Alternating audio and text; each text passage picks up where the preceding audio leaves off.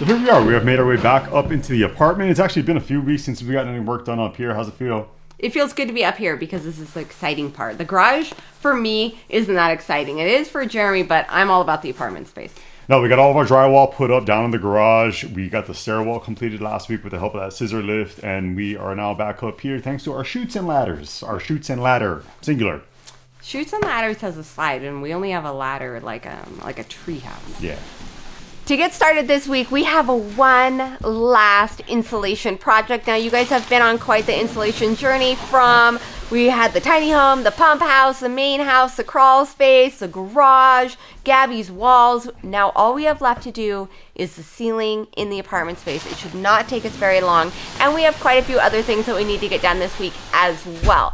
So I have been on Facebook Marketplace a lot. Like a lot. And I've been talking to a lot of people. I'm trying to find the perfect match for Lexon and for the kids. So I found one, possibly two possibilities. And so I want to get all the work done so that we can take you guys along and we can go check out a very adorable little guy named Blue. He's got the good mask this time. Get the good ones, not playing around. Yeah, no more dental mess. Itchy and scratchy on the face with my beard. It's horrible. These ones? The other ones. Oh. All right, Mama, these are 4-foot bats. We're going to work from bottom to top. So we'll start here along the walls, work our way all up to the peaks, yeah? All right. No trimming, nothing like that. Pretty straightforward. Plug them in. Let's go. No! Itchy and scratchy. Oh! Figure out the rest, maybe one day I'll find a way. I'll embrace my mistakes, cause after all, I think it's my humanity. I know I'm not alone, but my thoughts could argue otherwise. Too glued to my phone, dopamine receptors compromised. I can dig myself out of this hole that I leave. So aside from being a little itchy and uncomfortable, we are making really quick progress here. I already have the first half of our great room completely insulated. Melissa moved over here into the master bedroom where she started filling in some gaps with our unfaced R38 fiberglass bats. This is what we are working with here. And while these things should do a great job of keeping it very warm and cool here in this living space, it did present a problem because we don't have any footer on our trusses. We have very limited space here on the low end of our ceiling to shove these bats into place. You might remember that we previously installed these cardboard baffles, hit those with some spray foam just because we're going to have some compression with our bats. So we're shoving those things into place the best we can. And again, so far things are going really well. We're going to keep plugging away and hopefully we get wrapped up here tonight. All right, since I'm on the little step ladder and Jeremy's using the bigger ladder, my job is to go around all the edges and get the row started. So the challenging part for me, like Jeremy mentioned, we sprayed these baffles up there. The challenging part is getting the insulation to stick in there because it is big and heavy and there's not a lot of space there. So every time that I'm sticking the bat in, it falls out. So as I'm trying to put it in, it keeps flopping out and then I have to keep putting it back in. We are getting them in, but it's taking 3 and 4 attempts, so it's slowing me down a little bit.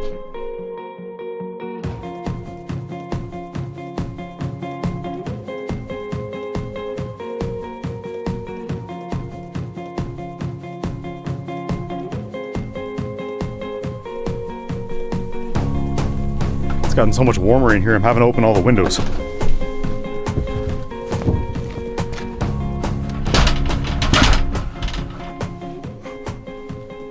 All right, we have the great room done, the bedroom done. We just have the bathroom, the tiny little pantry area, and the utility closet, and we are finished.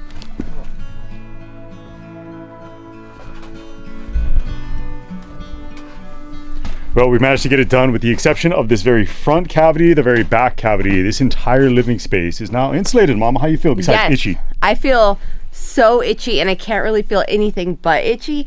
But we just have a couple double top plates to do that Jeremy will knock out in the morning while I'm homeschooling. We can get those last cavities done and then we can move on. But for tonight, showers. Showers and dinner. Showers.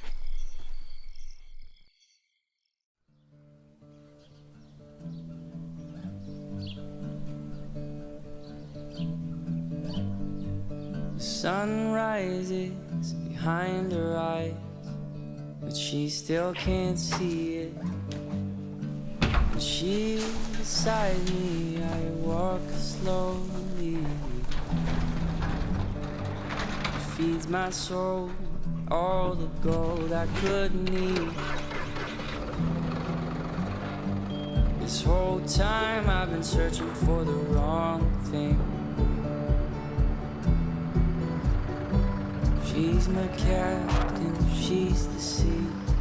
She's the sun on my back, baby, believe me. She's my captain, she's the sea. As Melissa mentioned last night, to get our day started today, we have a bunch of double top plate material that has to go up on top of the walls upstairs, and that's because we're going to have, good morning. Good morning. Did I throw you off with my... Little bit. We're going to have some tongue and groove material up on the ceiling in that living space. So headed out to the barn, grabbed a bunch of 2x6 material that we can use since it's the only stuff we have that is actually dry. I'm gonna go back upstairs, grab a series of measurements, start getting all that cut up. Mama, can I get you to be my scribe for this cut list? Your scribe? That sounds so Grecian. I'll write it down. First one, 6.5 inches, please. 6.5 inches. Giggity.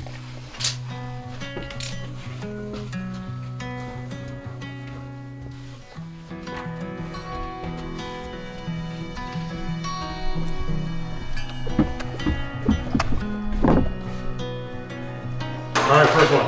6.5 inches. 6.5. Copy that.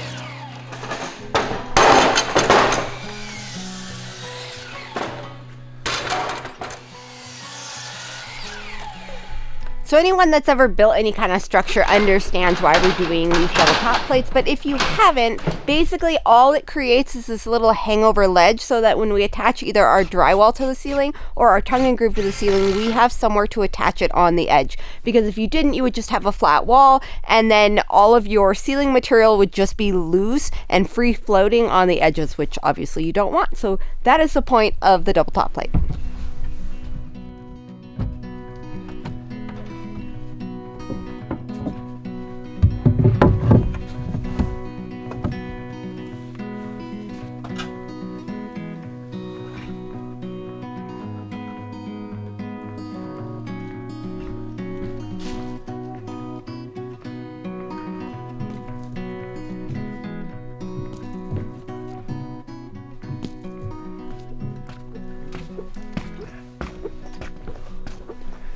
Well, we got it done. Our entire ceiling is insulated and Yes. it's much warmer in here.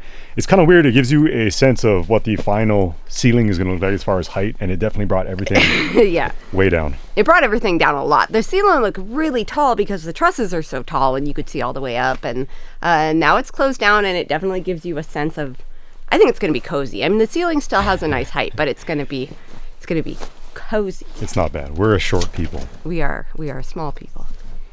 The very last thing we have to do today is get our backer corners in place for our siding. So our exterior siding is Everlog. It is concrete. It looks like logs, but it's actually all concrete. And so the corners go on first, and they have these big metal tabs that need to attach into 2x6s. So every single exterior corner needs to have a 2x6 on each side so that we can attach those big heavy corners. And so we need to do that before we can get the last little pieces of insulation. You may have noticed throughout the video that our corners aren't insulated yet, and it's just because we need to put those backer pieces in. So we're going to get that taken care of, and then we will officially be done with insulation.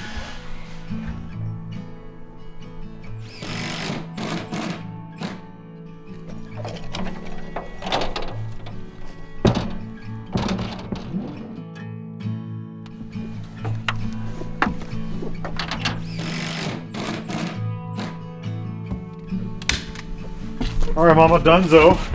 Yep. Last one. Last one. Good productive day. Yep. Are we working again tomorrow? I don't know, because Lexon's trainer called me and said she might be available to come work with him, but if not, yes, we're working tomorrow. Fun time. Sorry. Sounds good.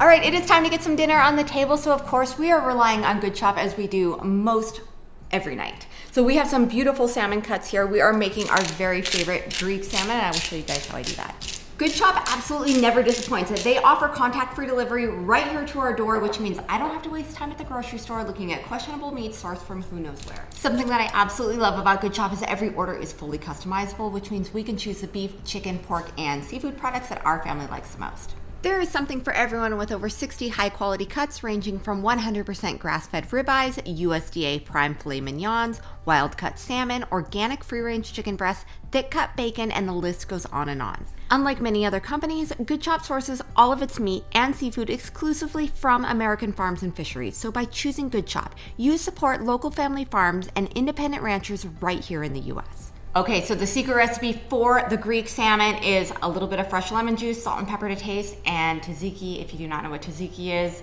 us Greeks put this on everything. I will include a recipe down below for my homemade tzatziki, but you just spread it on the salmon. You're gonna bake it at 350 degrees until done, and it comes out so tender and delicious. Just go to goodshop.com/YouTube and use code GSL120 or click the link in the caption below to get $120 off across your first 4 boxes. That's $120 off across your first 4 boxes when you go to goodshop.com/YouTube and use our code GSL120.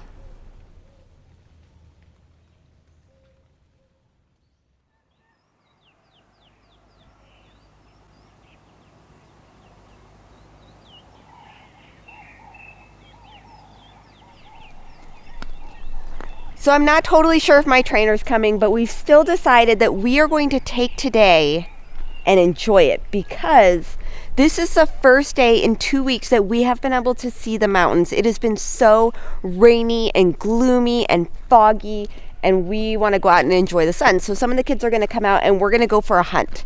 We're going to go for a shed hunt because the deer and the elk drop their antlers in the wintertime, and then when the snow melts, sometimes you can find them. We've never found one on the property, but we're kind of hoping our luck will change today. I just found one right there. Pump house shit. That's one for me. The sun will rise long after I've given up on sleeping. Can almost hear the wind outside as loud as my heart is beating. The house is quiet, my busy mind wonders what I'm missing. Feeling tired? Yeah. Think we're gonna find anything?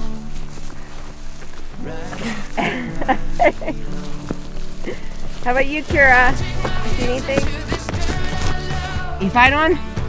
Yeah. Perfect. It's beautiful. You guys going back? All right, let's get warm.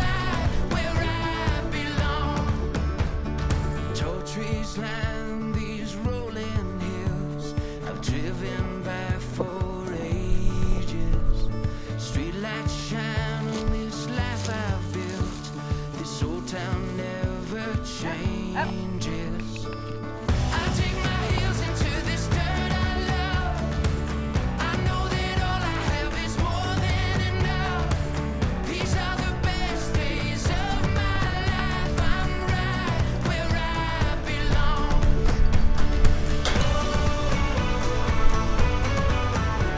I'm right where I belong.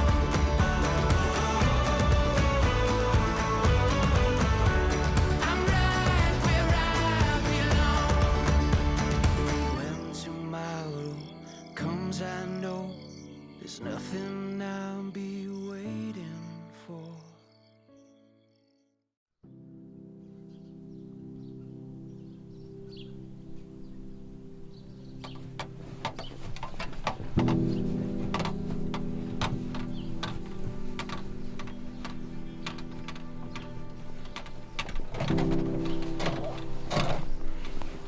We woke up this morning to snow, which we were not expecting, and that's not very conducive for going to check out a brand new horse for your kids. So we are going to hold off by one day because it is supposed to warm up tomorrow. And today I now have a free day, so I'm going to make Kenchi's food. Sometimes we buy it flash frozen because it's easier for traveling or if we're really busy. But when we have time, I do like to make it. I've been making Kenji's food for the past 7 or 8 years because he just does not digest dog kibble, and I think dog kibble is just the worst thing you can feed your animal. So all I feed Kenji when I make it is steamed white or brown rice, and then in the wintertime we use frozen vegetables because we're not gardening. When we're gardening, it's mostly beets that I put in his food, and then just some organic ground beef or chicken, or sometimes venison if we happen to have that in our freezer. So I did want to give a quick little update on Kenji's health because last week he was feeling really, really bad and throwing everything up, and you guys sent so many suggestions and well wishes and prayers, and we appreciate it so much. Thankfully, it turned out that it was just a virus, and he got over it with some Pedialyte, some plain Greek yogurt, and some rice. Now he's back to eating his regular food, so I'm going to cook this up for him, and then tomorrow we will head over and check out the new horse.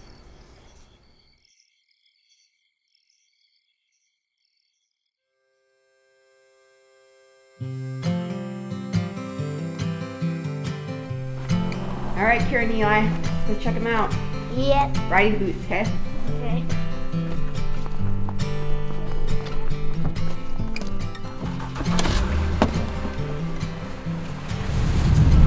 There's still a lot of snow at home, but it actually looks really good here in town. The ground's probably going to be pretty slippery, but we're going to do what we can to see about this horse. So I'm trying to be very patient. Jeremy was really smart, and we drove the van because he knows that when we drive the van, I can't put horses in it and take them home, because every time that I look at any kind of animal, I don't care, cow, alpaca, giraffe, I did put the sheep in the van and I drove them home. 3 sheep in this van. But he knows that I can't load a horse into this van, so he's really smart. This is a really great way to make sure that I'm just looking today.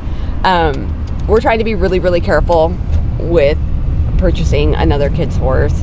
It's so difficult to know what a horse is like by just checking them out for a day. You really need to bring them to your property and have them for 90 days or 4 or 5 months before you really get to see their true colors. But we're gonna do what we can. We're gonna check this horse out. We're not buying this horse today. I don't know if I believe you. We're just looking. We're just looking. Looking to buy. I mean, that's why we're here, but we're looking. It's funny now you're gone. Nice saddle. All the words have come. Heavy saddle. But if I reach the end before I'm done, may I be the only one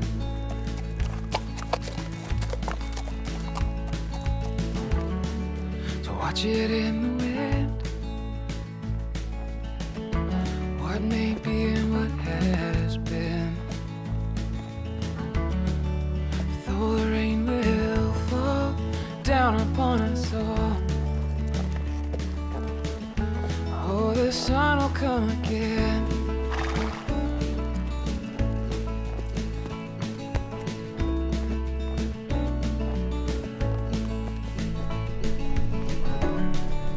From the mountaintop,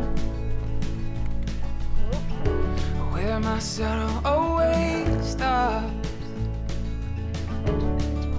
I will see you there to let go of your cares, carried off in the raindrops.